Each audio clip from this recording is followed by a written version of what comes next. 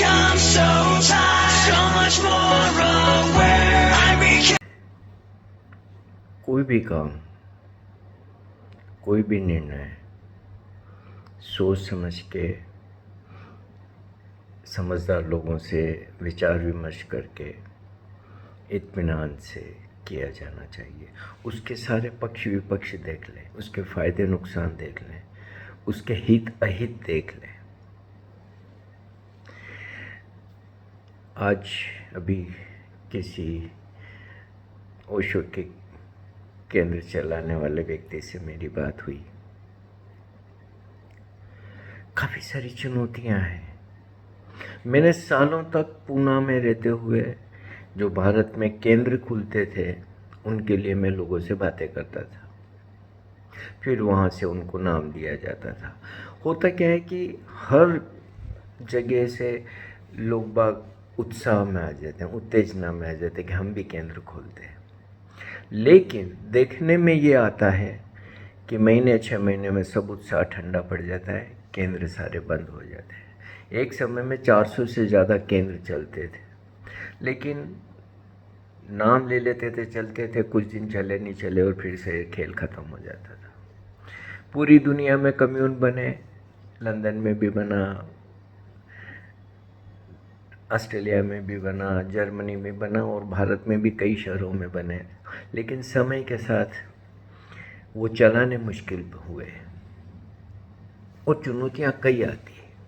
लेकिन कभी कभी किसी व्यक्ति को अपना गुरुडम बनाना होता है, अपना एक वासना पूरी करनी होती है, तो वो लग जाते हैं कि चलो जी हम आश्रम नाम अच्छे अच्छे करें, हम ओशो का काम करेंगे, ओशो का आश्रम बनाएंगे, लोग यहाँ ध्यान करेंगे। सब ये सब नाम है, असलियत में सिर्फ वासना होती है और अहंकार होते हैं।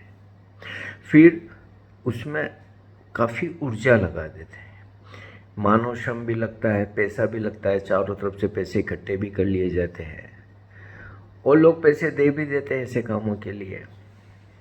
और फिर वो कितने, मैं एक लिस्ट बना सकता हूँ कि भारत में कितनी जगह बनी और कितनी जगह आज धूल खा रही है। कोई मतलब नहीं इन सब चीज़ों का।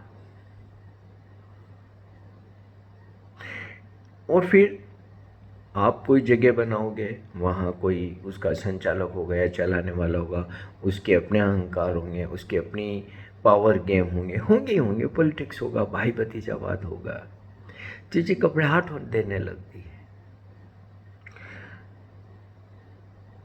इसी तरीके से ओशो के नाम से एक बीमारी भारत में बहुत बड़ी चल रही है, शिविरों की। अब ये शिविरों में ध्यान व्यान से कुछ लेना देना नहीं, मैं कई बार बोल चुका हूँ, ये सब एक धिंगा मस्ती है जो करनी होती है। मेरा कहने का मकसद ये है कि इन सब चीज़ों में जो पैसा लगता है, जो मानव श्रम लगता है, जो जतन लगता है, उसका मिलता क्या है? इतने सालों बाद आज हम यहाँ बैठ के सोचें तो मिलता क्या है? हर थोड़े दिन में कोई किसी जगह के बारे में सुनने में आने लगता है, हो जी। और फिर वो जगह कहाँ गई, वो लोग कहाँ गए, वो सारा कुछ कहाँ गया, अता न पता। तो इस तरीके से पैसों को खराब करना, समय को खराब करना और सबसे बड़ी बात उत्साह को खराब करना, ये सब चीज़ें सोचना तो चाहिए ना भाई। अब इतने सालों में भी हम नहीं सीखेंगे क्या? आज मुझे बता दो कि भारत में कुल कितने केंद्र हैं जो ओशो की दृष्टि से उतने ही सुंदर ढंग से चल रहे हैं जैसा ओशो बता गए थे। पता नहीं क्या क्या चलने लगा है शिविरों के नाम पे या केंद्रों पे। कोई तो तंत्रा शिविर करा रहे हैं, कोई ट्रांसफॉर्मेशन, और पता नहीं कौन कौन से नाम होते हैं, कौन करवा रहे हैं, क्या करवा रहे हैं, किस समझ से करवा रहे हैं। दुकानें खोली है, नए नए नाम से दुकानों को रंग रोगन किया जाता है, प्रचारित किया जाता है, लोगों को बेवकूफ़ बनाया जाता है। इस बार 5 ये बेवकूफ़ बनते हैं, अगली बार 10 दूसरे बेवकूफ़ बनेंगे, लेकिन लोगों के जेबों से पैसा चला जाता है। और इस तरीके से एक ओवरऑल वर्क पे बहुत असर आता है। क्योंकि अगर आप पैसा भी देते हैं कहीं जाके 5-7 दिन के लिए, कुछ अपना समय भी देते हैं, सब कुछ करते हैं, और अगर आपको कुछ मिलता नहीं है तो फिर धीरे धीरे चीज़ें हाथ से छिटकने लगती है। जिन लोगों को ओशो से मिला, बहुत कुछ मिला, वो लोग पूरे जीवन जुनून की तरह जिए चले गए। एक बार ओशो से मिले तो फिर वापस पलट के नहीं देखा, क्योंकि ओशो से इतना लगातार मिल रहा है, मिलता रहा है, उनको पता है कि जीवन उनका कैसा है, तो ओशो के साथ बना रहना संभव होता है। इसके अभाव में तो चीज़ें इधर से उधर होती, इसीलिए आश्रम भी खुल जाते हैं, केंद्र भी खुल जाते हैं, फिर टाइम हिस्से भी हो जाते हैं। तो और लोगों के इसमें पैसे भी लग जाते हैं, धनिक लोग उसमें पैसा भी देते थे। जब कोई जाके कहीं किसी चीज़ के लिए मांगता तो धनिक लोग जनरली पैसों के लिए मना नहीं करते हैं, इसको थोड़ा दिया, उसको थोड़ा दिया। अब जो थोड़े बहुत धन के स्रोत हैं, उन स्रोतों को भी हम गटर में बहा देते हैं। उस पैसे का कहीं सार्थक उपयोग हो सकता था, सार्थक उपयोग किया जाना चाहिए था।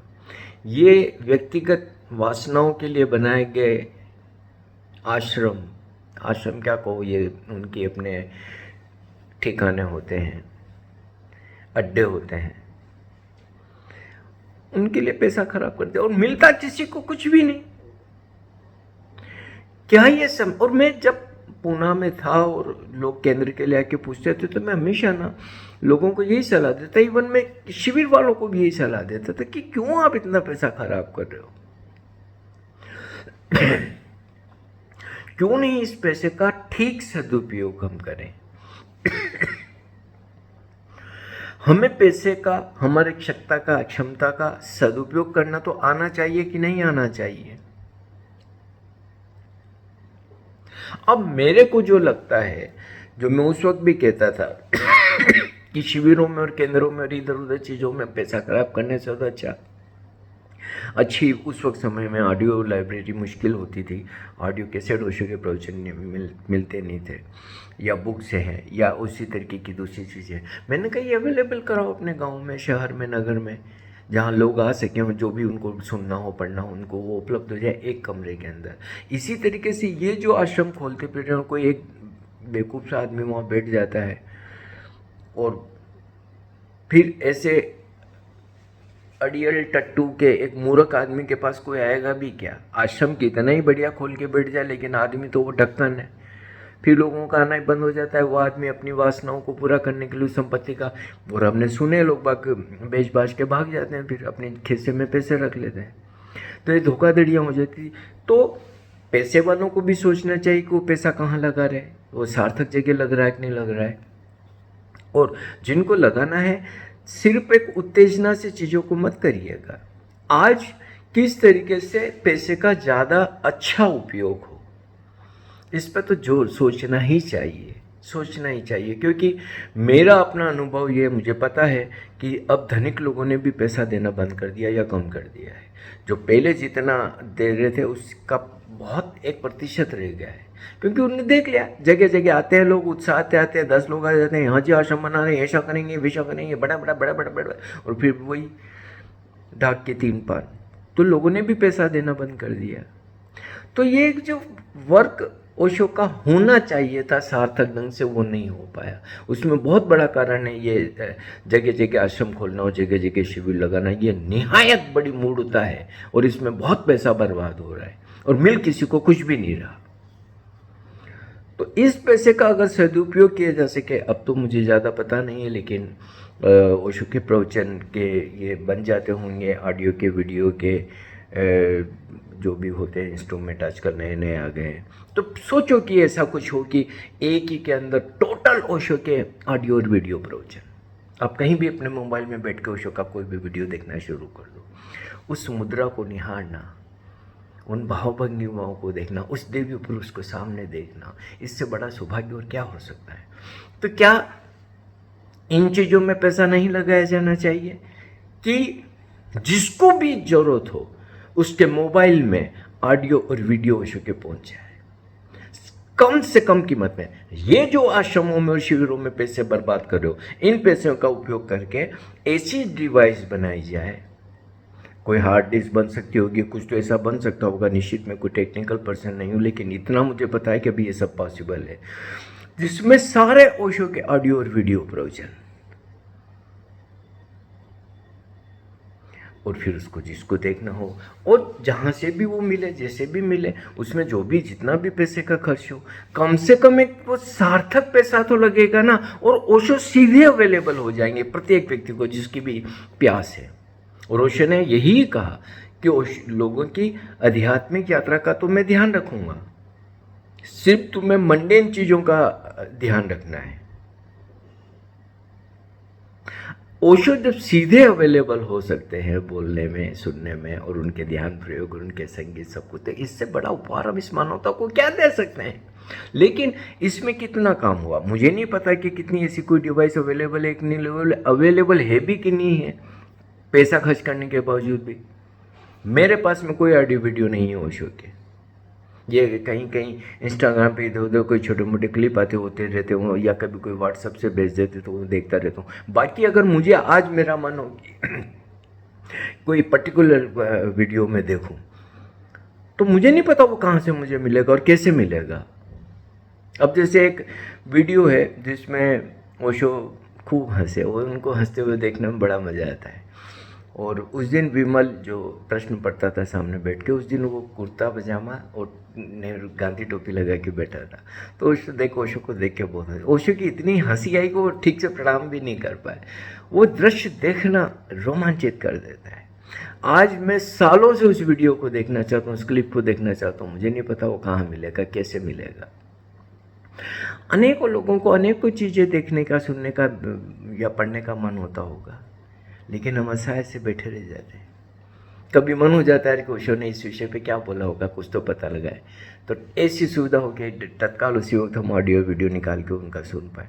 ऐसी डिवाइस बनाई जाए, और साइंस इतनी डेवलप हो चुकी है और इतना तो एडवांस है आज सब कुछ कि ये संभव है। तो पैसे का उपयोग और दिमाग का उपयोग इस तरफ लगाया जाए, न कि इन दो कौड़ी के वासनाग्रस्त गंवार लोगों के जो साले नकली गुरु बनते पाखंडी, उनके लिए आश्रम बनाने के लिए या शिविरों के लिए पैसे खर्च किए जाए। धनिक लोगों को भी सोचना चाहिए कि इन गंवारों को पैसा न दें, बिल्कुल भी पैसा न दें, शिविरों में जरा भी पैसा खर्च न करें। किसी भी मूर्ख को शिविर संचालन के लिए मत बुलाइए। जिस व्यक्ति ने खुद ही शिविर नहीं किए, ध्यान नहीं किए, जिसको खुद को ओशो की समझ नहीं, वो क्या खा किसी और को कुछ देगा। इनफ इज इनफ यार, इनफ इज इनफ। अब पैसे को और ऊर्जा को सार्थक दिशा में लगाया जाए, सार्थक दिशा में लगाया जाए। इस बारे में विचार किया जाए कि अब तो कम से कम इतने सालों बाद कुछ सीधे सीखें, कुछ अनुभव से आगे बढ़ें कि हर थोड़े दिन में नए नए आश्रम बन जाते हैं। हो जी यहाँ आ गया जी, यहाँ आ गया जी, वो हो गया जी। थोड़े दिन चलेगा, उसका धमा चौकड़ी फिर से बंद हो जाते हैं, और फिर वो जगह कहाँ जाती है उसका आता न पता। कितनी तो जगह बनी और कितनी जगह कहाँ खो गए, किसी को पता नहीं। अब बंद करो इस बकवास को यार, बंद करो इस बकवास को। ये आश्रम और ये शिविर अब समयबाह्य हो चुके, पूरी तरीके से समयबाह्य हो चुके हैं। बंद करो इस बकवास को। ओशो संभाल लेंगे, बस ओशो को अवेलेबल करवाना है, इतना सा ही करना है और कुछ नहीं करना है। उनके ऑडियो वीडियो और बुक्स हर एक के पास हो, जिसकी भी कुछ भी देखने पढ़ने सुनने की इच्छा हो उसको वो मिले, इतना हम कर सके तो बहुत बड़ी बात हो जाएगी। इससे ज़्यादा हम और कुछ नहीं कर सकते, इतना ही हमें करना है। बाकी गंवारों के अहम पोषण और वासना पूर्ति के लिए पैसे खराब करने का कोई मतलब नहीं है। ये पानी में बहाया पैसा है।